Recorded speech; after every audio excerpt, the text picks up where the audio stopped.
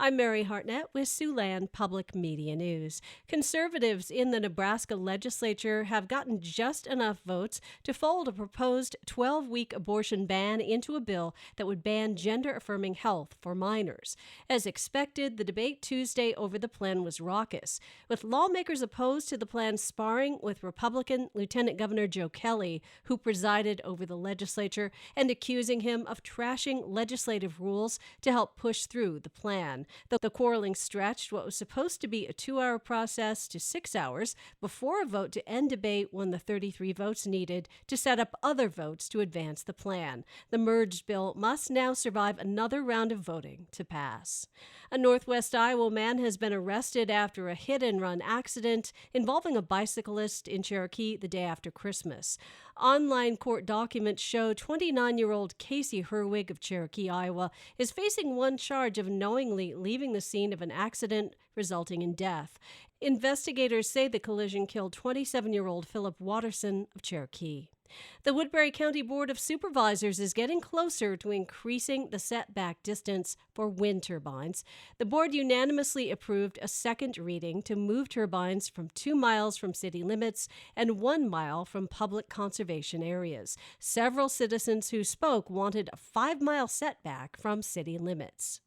The Woodbury County Conservation Board recommended 1 mile from public conservation instead of a half-mile. The current ordinance has a setback distance of 600 feet, or 110% of turbine height from city limits and public conservation areas. Mid-American Energy supports a 1-mile setback from city limits. Supervisor Keith Raddick said continuing to increase the setback distances creates uncertainty. I just think at what point do you just say, screw it and ban wind altogether? I think it's ridiculous to keep changing those numbers every week we have a discussion. The last public hearing on the issue is scheduled for May 23rd. Missouri River Historical Development, or MHRD, plans to award another $500,000 in grants to local nonprofits and organizations. MHRD will announce the more than 30 target grant winners next Wednesday at the Lewis and Clark Interpretive Center. The money will be used for short-term projects. 60 entries were in the running for the grants to help with economic development, community improvement, tourism, health, and more. MHRD was launched in 1989 when Woodbury County voters approved riverboat gambling. The nonprofit group holds the state license for the Hard Rock Hotel and Casino and disperses a share of the casino's revenues. Last month, MHRD awarded $750,000 for the Sioux City Innovation Center, which will have 3 floors and feature a food hall, business space, and recording studios for Siouxland Public Media. A train history documentary crafted by the Mass Communications Department at Western Iowa Tech Community College in Sioux City can be viewed on TV tonight.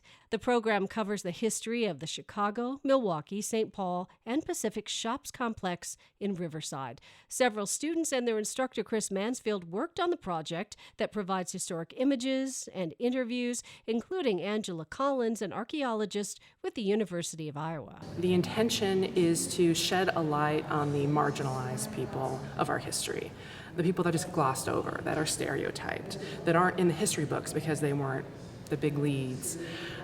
It's time to really get to know them because they're our ancestors, they're our history. The film also features the last recording of Dr. Rudy Daniels, a local railway expert and former professor who passed away in October. You can't have a history of Sioux City without the railroad, and you can't have a history of the nation without railroad. Trains with History, the story of the Milwaukee Road Shops and the Sioux City Railroad Museum, airs tonight at 6:30 on KTIV News 4. The sky appears a bit hazy in Siouxland today due to wildfires in western Canada. The National Weather Service says expect smoky conditions for most of the afternoon before a lull sets in this evening with tonight's rain chances. Another round of smoke is expected to return overnight, and it's likely to continue into the day tomorrow. That's a look at Siouxland Public Media News. I'm Mary Hartnett.